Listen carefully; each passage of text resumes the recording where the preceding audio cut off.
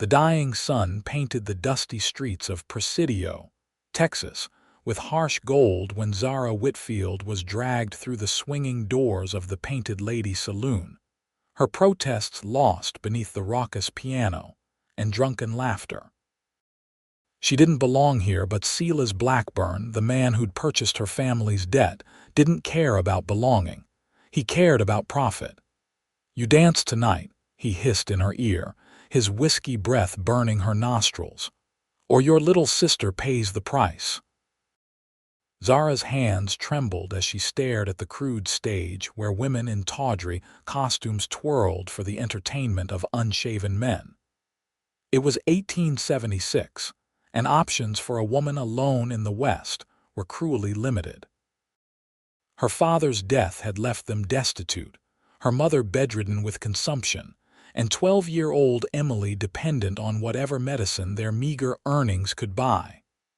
"I won't," she whispered, though her voice lacked conviction. Blackburn's fingers dug into her arm.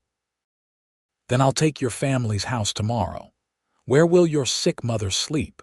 "The street." The saloon's gaudy interior swam before Zara's eyes as desperation clawed at her throat. 22 years of proper upbringing hadn't prepared her for this moment. The daughter of a once respected rancher reduced to dancing for coins tossed by strangers. "1 hour," Blackburn growled, shoving her toward a curtained alcove where the other dancers prepared. "Make it good." In the cramped dressing area, a woman with tired eyes and rouged cheeks handed Zara a costume. "First time, honey?" she asked, not unkindly. "Just keep moving and don't look anyone in the eye." Zara clutched the scandalous garment, tears threatening.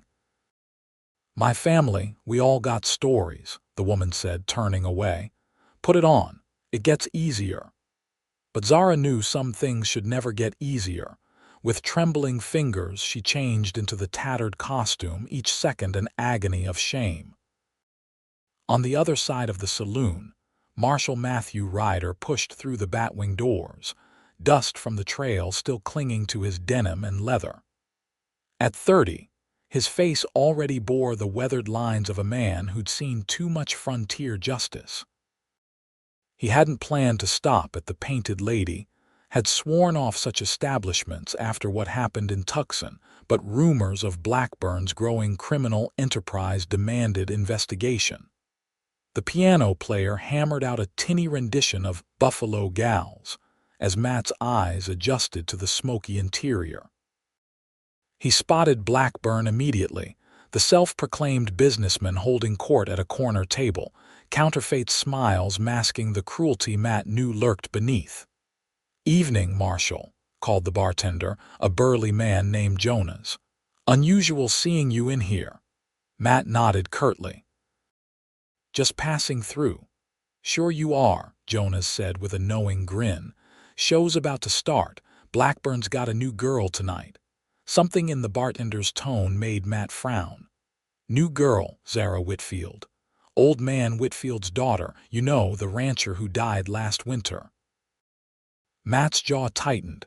He remembered James Whitfield, an honest man who'd fallen on hard times.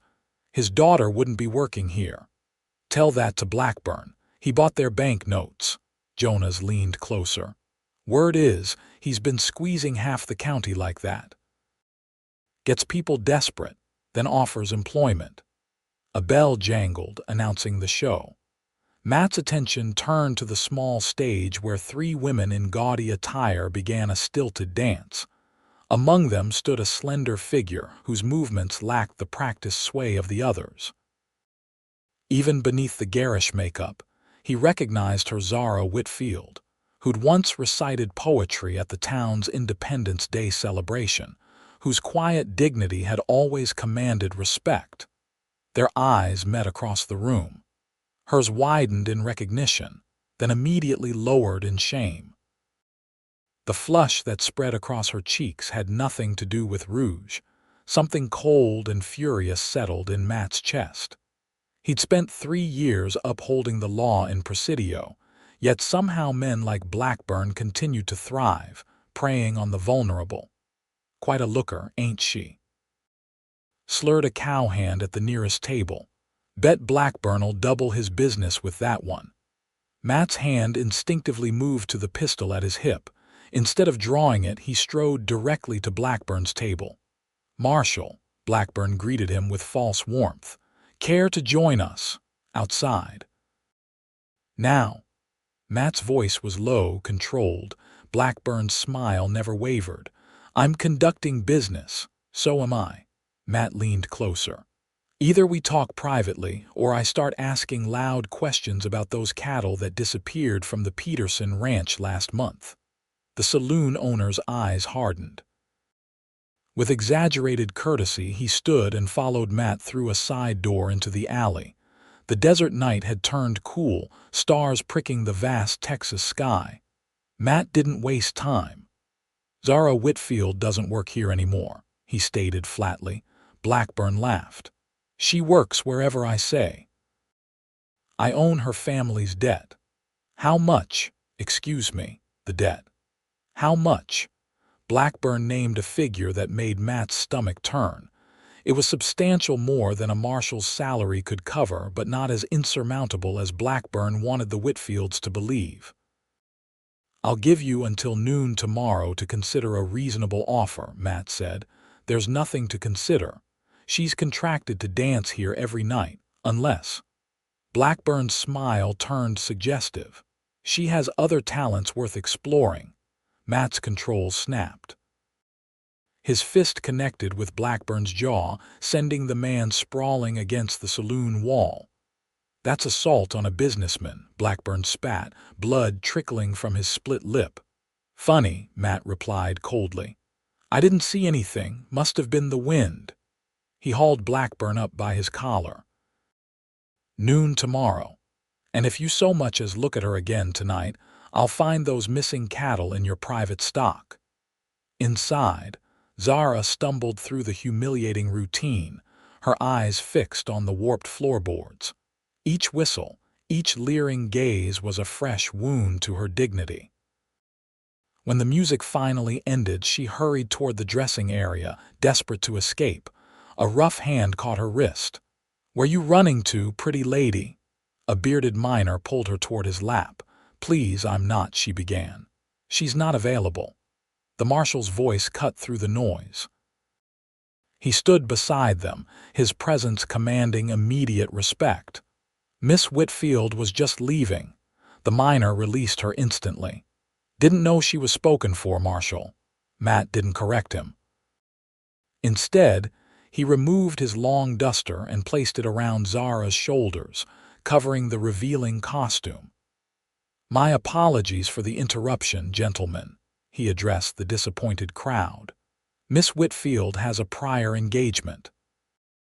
Confused whispers rippled through the saloon as he guided her toward the exit.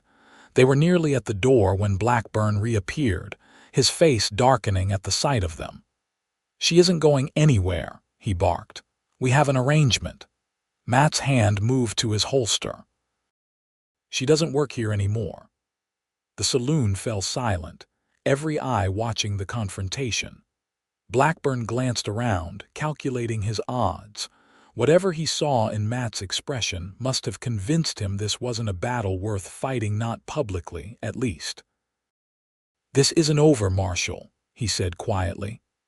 "I'm counting on it," Matt replied, ushering Zara through the batwing doors into the night. Once outside, Zara clutched the coat around herself, mortification and gratitude warring within her.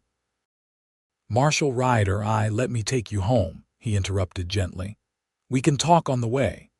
His horse, a sturdy Appaloosa, stood hitched outside the sheriff's office across the street. Matt helped her mount, then swung up behind her. The proximity made Zara stiffen, but there was nothing improper in his hold, just steady support.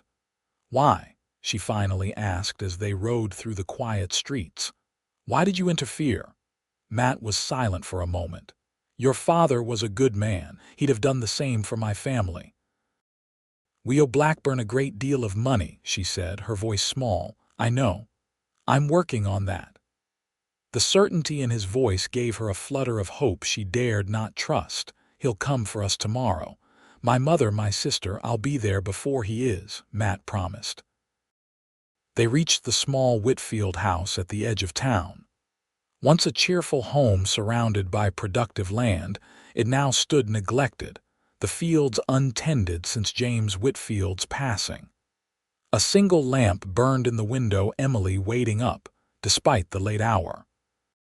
Matt helped Zara dismount, keeping a respectful distance once her feet touched ground. She hesitated, then removed his coat and handed it back, acutely aware of her inappropriate attire underneath. "I don't know how to thank you," she said. "Don't thank me yet," he replied, his expression grave in the moonlight.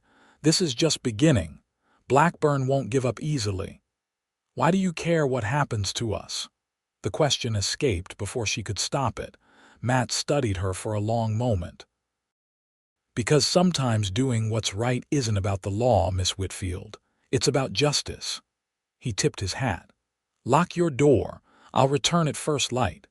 As promised, dawn had barely broken when Matt's knock sounded on the Whitfield door. Zara opened it to find him looking as though he hadn't slept, determination etched in every line of his face. "May I come in?" he asked, holding his hat respectfully. Inside, Emily sat at their mother's bedside, the woman's labored breathing the only sound in the small front room. The 12-year-old looked up hopefully as Matt entered. "Marshal Ryder," Zara said, conscious of her simple dress and hastily arranged hair. "This is my sister, Emily, and my mother, Sarah." Matt nodded to Emily, then approached the bed. "Madam," he said softly to the frail woman, "I'm here to help your family." Sarah Whitfield's eyes fluttered open, confusion giving way to recognition. "You're Thomas Ryder's boy," she whispered. "He and James used to ride together." "Yes, madam. My father spoke highly of yours," Matt confirmed, surprised she remembered.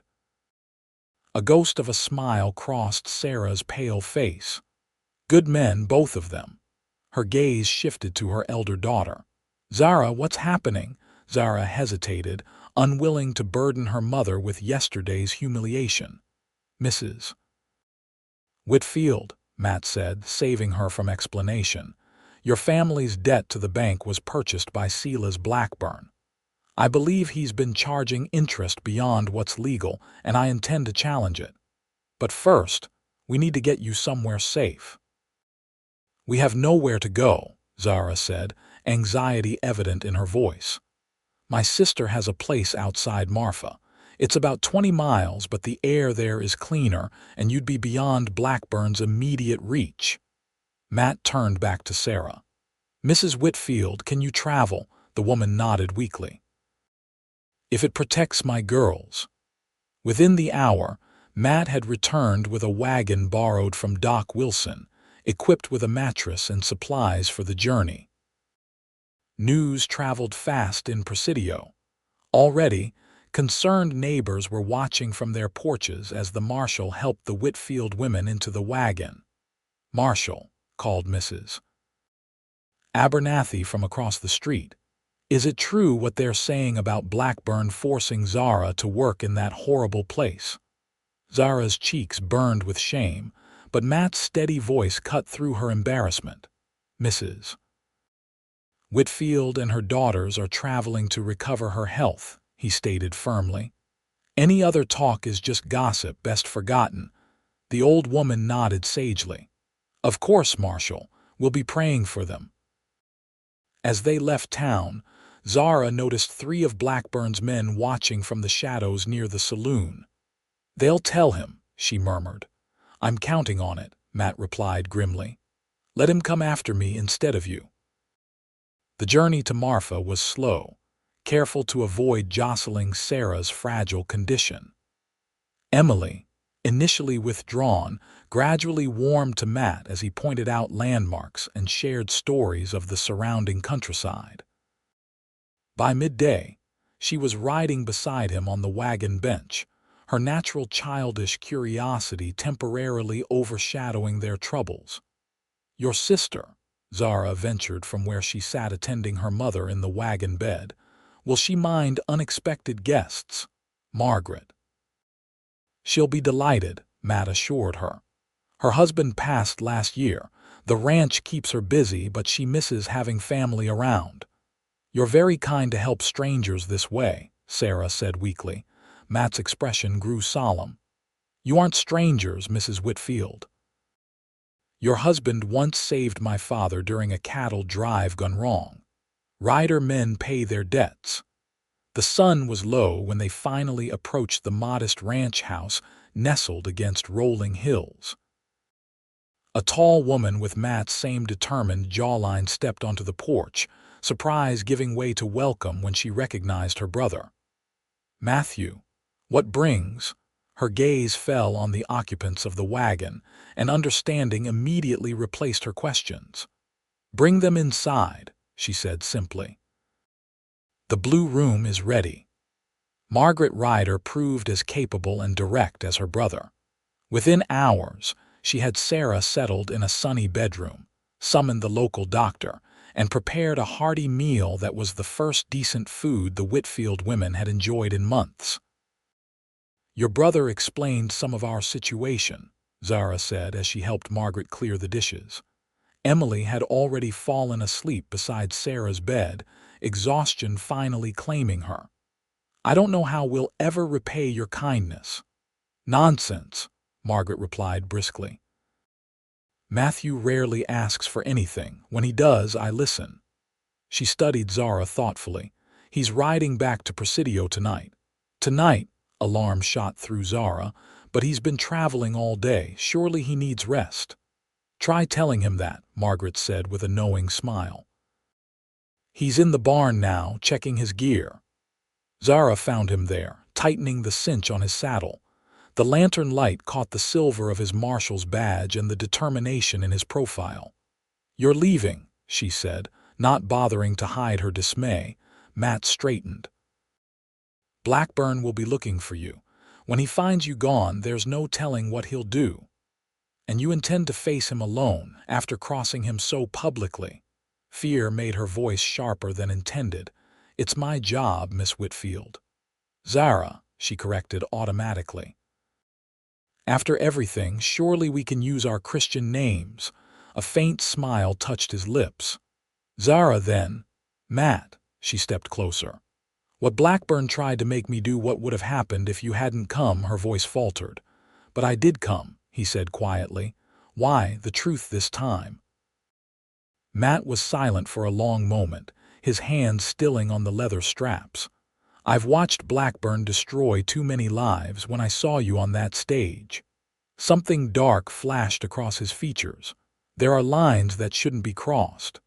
"This isn't just about justice," she persisted. "You're risking everything for 3 women you barely know." "Maybe I'd like the chance to know them better," he admitted, meeting her gaze directly. "One in particular." The air between them changed, charged with something neither was prepared to name. Zara's heartbeat quickened as she realized how close they stood, alone in the dimly lit barn. "Be careful," she whispered. "Please." Matt nodded once, then mounted his horse. "I'll return as soon as I can, trust me." As he rode into the gathering darkness, Zara watched until he disappeared, a prayer on her lips and an unfamiliar warmth in her heart despite the fear that shadowed it. The following days passed in a strange limbo. Sarah's condition improved slightly with proper care and medicine the local doctor provided. Emily bloomed under Margaret's patient attention, helping with ranch chores and discovering a natural affinity for horses. Zara found unexpected comfort in routine domestic tasks, though every hoofbeat on the road made her heart leap with hope it might be Matt returning. On the 4th day, Margaret found Zara staring anxiously down the road for the 10th time that morning. "He'll come back," she said softly. "You can't know that," Zara replied, unable to hide her worry. "Blackburn is dangerous. He has men connections, and Matthew has 20 years of frontier wisdom and a stubborn streak wider than the Rio Grande." Margaret's hand rested reassuringly on Zara's shoulder. "Tell me, when did you start caring so much for my brother?" Zara faltered, the question catching her off guard. "He saved me from something terrible. Gratitude is natural." "Is that all it is?" Margaret's eyes held the same direct quality as her brother's. Before Zara could form a reply, a cloud of dust appeared on the horizon. Both women shaded their eyes against the morning sun. "Two riders," Margaret observed. "One's Matthew."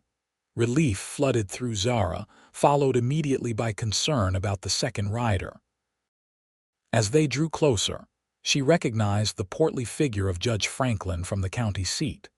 Matt dismounted with a weary but triumphant expression. 4 days' growth of beard shadowed his jaw, and dust coated his clothes, but his eyes were clear and focused when they met Zara's. "Miss Whitfield," he said formally, aware of the judge's presence, "I've brought good news." Inside, once refreshments were served and Sarah was helped to a chair in the parlor, Judge Franklin cleared his throat importantly. "Marshal Ryder has brought some very disturbing evidence to my attention," he began, adjusting his spectacles. "It appears Mr. Blackburn has been engaged in systematic fraud, not just against your family but throughout Presidio County." "Fraud?" Zara echoed. Matt nodded. "He's been falsifying loan documents, inflating debts, and charging illegal interest rates." When I started asking questions, several other victims came forward. "What does this mean for us?" Sarah asked, her voice stronger than it had been in weeks. The judge extracted several papers from his saddlebag. "It means, Mrs. Whitfield, that your debt has been substantially reduced to its lawful amount. Furthermore, Marshal Ryder has arranged for a proper loan through the bank in Marfa, with fair terms to help you rebuild." Emily clapped her hands in delight. "Does this mean we can go home?" A shadow crossed Matt's face. "Not just yet, little one. Blackburn is still at large," the judge explained gravely. "He fled Presidio when the evidence mounted against him. We have reason to believe he's crossed into Mexico, but he made threats before he disappeared," Matt finished. "Specific threats against your family and anyone who helped you." The joy that had begun to bloom in Zara's chest withered. "So we're still not safe." "You're safer than you were," Matt assured her. "I've deputized additional men in Presidio. Your property is being watched. And," the judge added, "Marshal Ryder has requested a temporary reassignment to the Marfa district to ensure your continued protection." Zara's eyes flew to Matt's face. "You're staying, if that's acceptable," he replied, something vulnerable beneath his professional demeanor. "More than acceptable," Margaret interjected with a knowing smile. "The east cabin hasn't been used since our foreman moved to his own place. It's small, but it would suit a single marshal just fine." That evening, after the judge departed with promises of legal proceedings against Blackburn's associates, Zara found Matt on the porch, gazing at the stars that blanketed the Texas sky. "You didn't have to request reassignment," she said, joining him at the railing. "Yes, I did." His voice was quiet but certain, because of Blackburn's threats, partly. Matt turned to face her, his expression open in a way she hadn't seen before. "But mostly because I couldn't bear the thought of riding away again, not knowing if you were truly safe." "Not knowing." "Knowing what?" she prompted when he hesitated. "If what I felt that night at the saloon what I've felt every day since was real or just some foolish notion." His honesty disarmed her. "Zara, I know it's too soon. You've barely had time to recover from what happened, and I'm not asking for anything. But I need you to know that when I said she doesn't work there anymore, it wasn't just about upholding the law. It was because I couldn't stand seeing someone with your spirit, your dignity, forced into something so beneath you." Zara's throat tightened with emotion. "I was so ashamed," she whispered. When you saw me there in that costume, I wanted the floor to swallow me whole." "You have nothing to be ashamed of," Matt said fiercely. "Nothing. You were protecting your family the only way you could, and then you protected us." Zara took a step closer. "No one has done that since my father died. We've been alone, struggling, and then suddenly there you were, like something from a storybook." Matt shook his head, embarrassed. "I'm no storybook hero." "Perhaps not," she agreed with a small smile. "You're better. You're real." Under the vast canopy of stars, with the nighttime sounds of the ranch surrounding them, Matt hesitantly reached for her hand. When she didn't pull away, his fingers gently intertwined with hers. "I can't promise Blackburn won't return," he said solemnly, "but I can promise I'll be here if he does." "I believe you," Zara replied, and realized with surprise that she truly did. The weeks that followed took on a rhythm unlike anything Zara had experienced since her father's death. Sarah continued to improve, spending more time out of bed and even beginning to help with light household tasks. Emily thrived under Margaret's tutelage, developing a surprising skill with the ranch's horses and befriending the neighboring children who occasionally visited. Matt settled into the small cabin, but spent most daylight hours either patrolling the surrounding area or helping with ranch work. Each evening, he joined them for supper, his presence becoming a constant that Zara found herself increasingly relying upon. Their relationship grew in small moments. Conversations while gathering eggs from Margaret's chicken coop, shared glances across the dinner table, walks at sunset where they spoke of everything and nothing. Matt told her of his childhood in Missouri, his father's decision to head west after the war, his own choice to pursue law rather than ranching. Zara shared memories of her father, dreams she'd harbored before hardship struck, and gradually, the humiliation of that night at the saloon lost its power to wound her. 1 month after their arrival at the ranch, Zara was gathering herbs from Margaret's garden when a ranch hand galloped up to the house. "Marshal," he called urgently. "Ryder coming. Says he's got news from Presidio." Matt emerged from the barn instantly, his hand moving to his holster until he recognized the approaching horseman as one of his deputies. "Jenkins," he greeted the young man. "What brings you here?" The deputy dismounted, sweating and dusty from hard riding. "Blackburn, sir. He's back." Zara felt the blood drain from her face. Matt's expression hardened. "When?" "2 days ago. Came in bold as brass with 3 new men, rough types. Been holed up at the Painted Lady, but he's asking all over town about the Whitfields." Jenkins lowered his voice. "And about you, Marshal." "Making threats." Matt nodded grimly. "Expected as much. Any idea what he's planning?" "Nothing specific, but—" Jenkins hesitated, glancing at Zara. "Speak freely," Matt instructed. "Miss Whitfield has earned the right to know everything." "He's drinking heavily, telling everyone who'll listen that he's going to settle scores, that no marshal ousts him from his own town." The deputy shifted uncomfortably. "Said some things about Miss Whitfield I won't repeat, but it's bad, sir." Matt's jaw tightened. "You rode well, Jenkins. Get some rest, then head back first thing.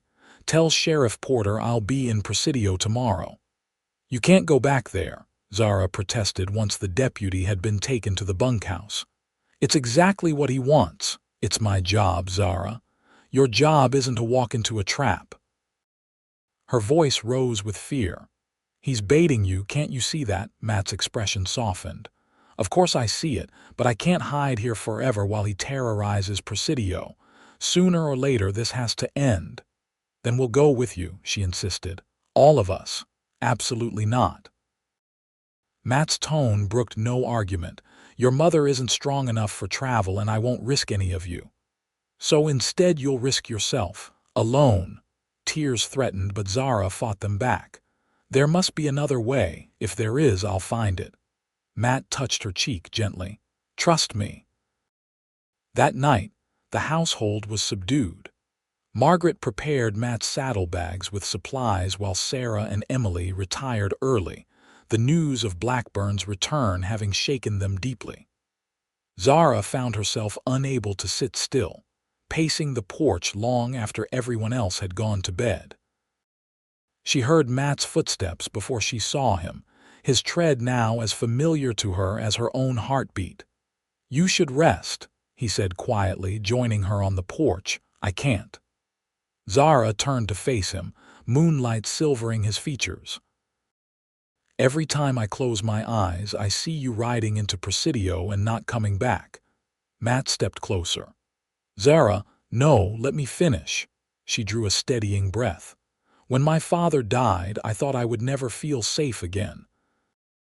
Then my mother fell ill, and I believed I would spend the rest of my life just trying to survive. Even that night at the saloon, I was ready to sacrifice my dignity if it meant protecting my family." Her voice trembled but held. "And then you walked in and said those words, 'She doesn't work here anymore,' and suddenly there was hope again." Tears spilled down her cheeks despite her efforts to contain them. "I can't lose that hope, Matt. I can't lose you, Zara." Her name was a prayer on his lips as he closed the distance between them. "You won't lose me." His hands cradled her face with exquisite gentleness, his thumbs brushing away her tears.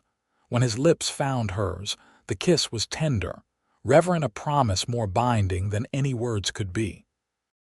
When they finally parted, breathless and forever changed, Matt rested his forehead against hers. "I love you," he said simply. "I think I have since that first night, even when I had no right to."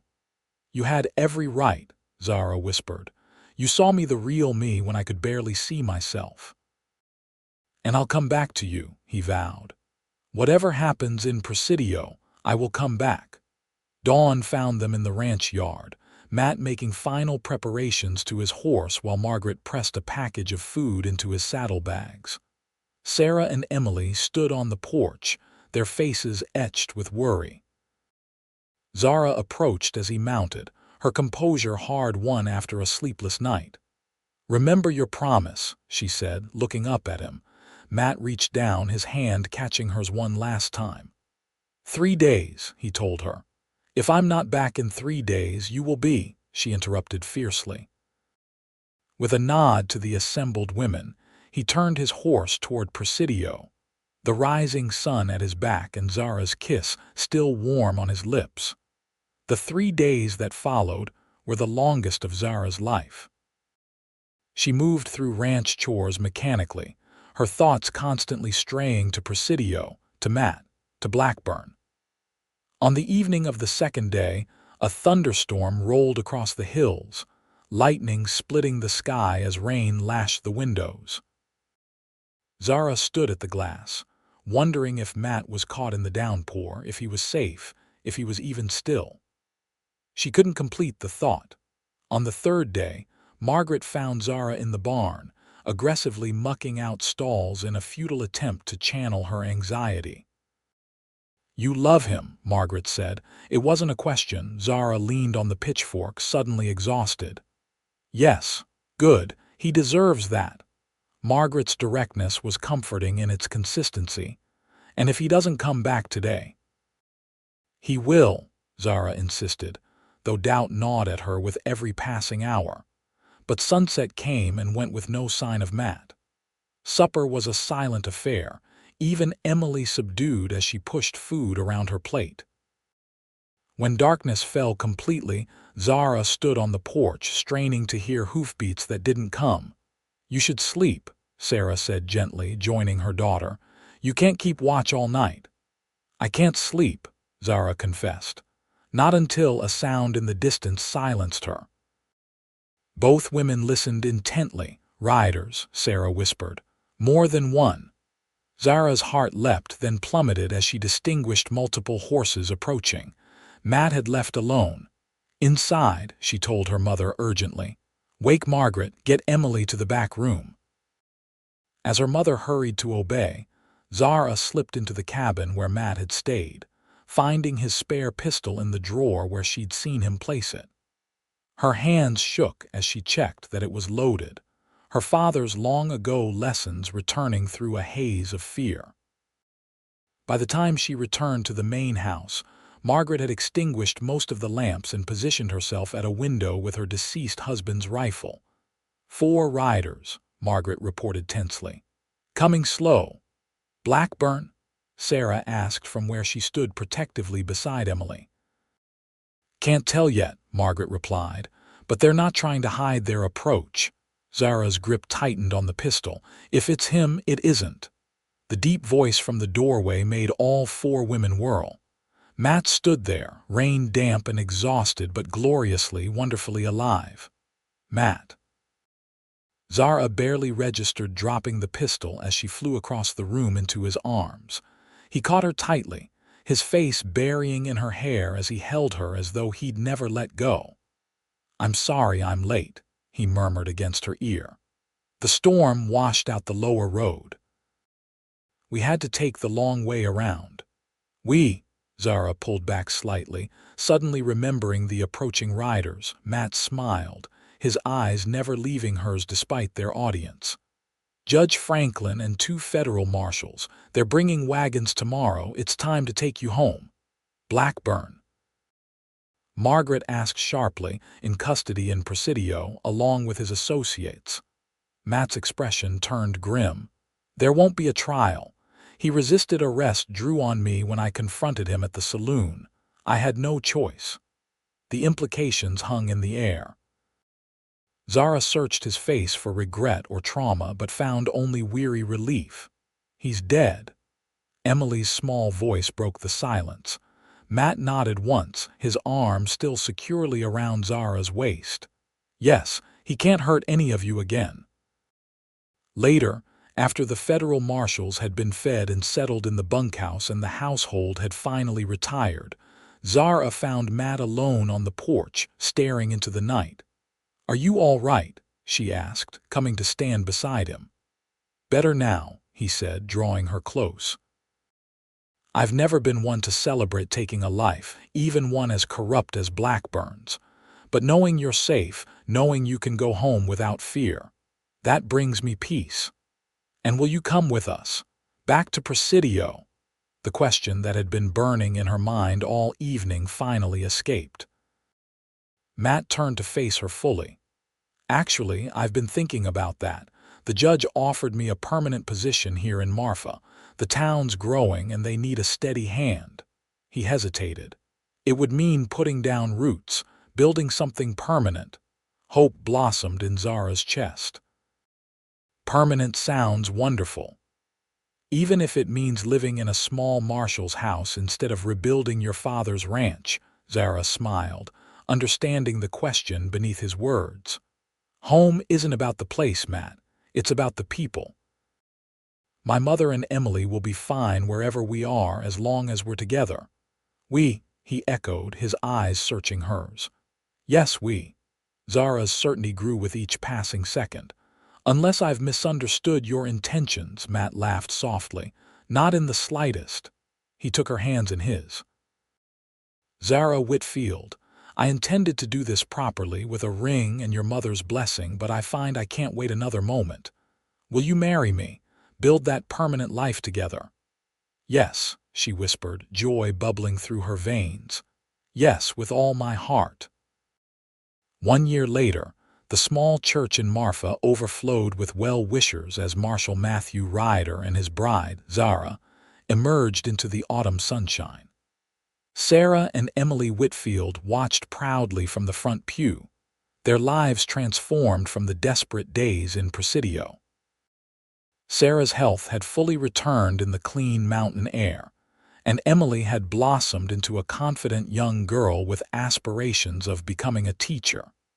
The Whitfield property in Presidio had been sold, the proceeds providing a comfortable cushion as they rebuilt their lives.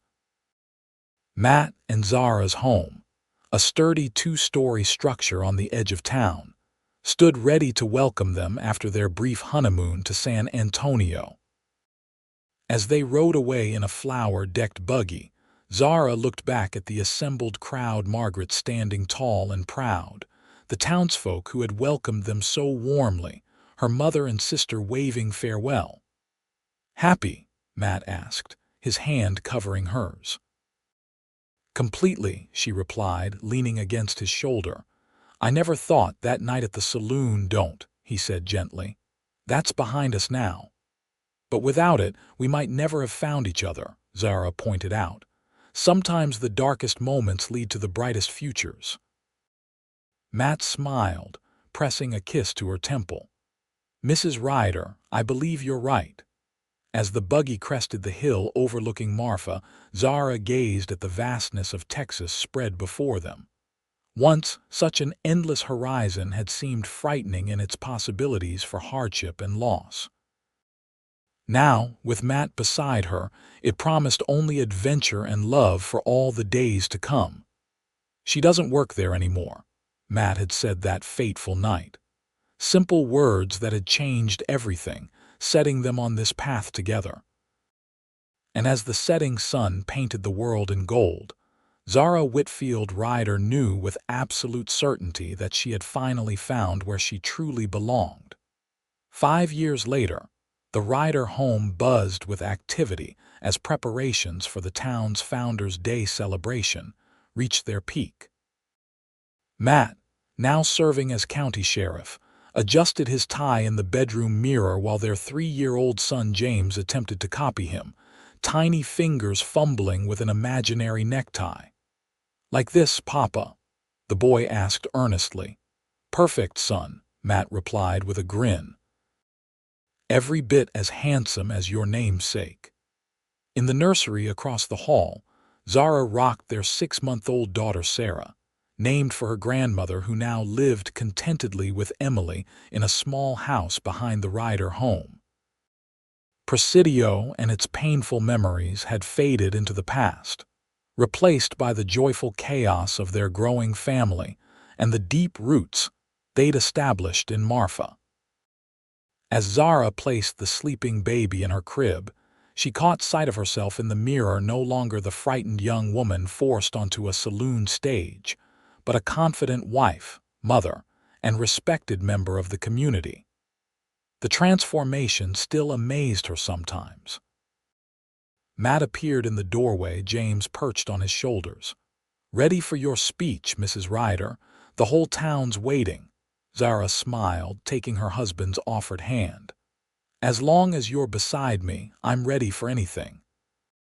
And together, they stepped out into the brilliant Texas sunshine, their future stretching before them as vast and promising as the land they called home.